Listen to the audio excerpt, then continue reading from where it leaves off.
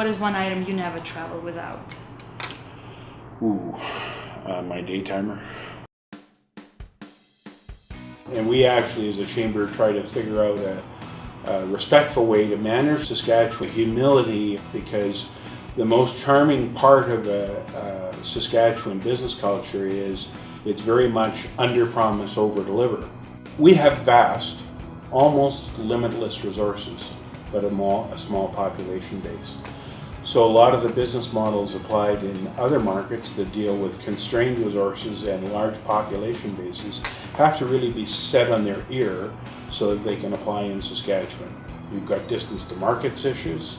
We've got competitiveness issues because we're a long way from port. Transportation is a big part of our challenge, but also providing high quality product in a difficult climate. A very significant component of the prosperity that's derived in Saskatchewan, and Saskatoon in particular, is a direct result of international relations. We produce, in the case of last year, about 40 million tons of food, but we only have 1 million people. So for it to make sense to produce those 40 million tons, we better be selling it to someone. If you were to think of the agricultural sector as being 1/40th of its size, that gives you a bit of a picture as to what the economy of Saskatchewan would look like just in that one sector if we were involved in international trade.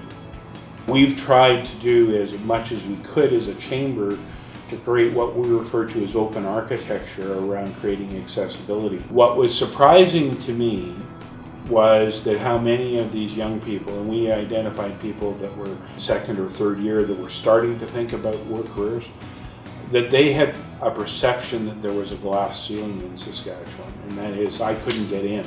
So we said, okay, well, we have to break the glass ceiling, and that's going to mean that we have to reach out. The young people have to be a little bit aggressive.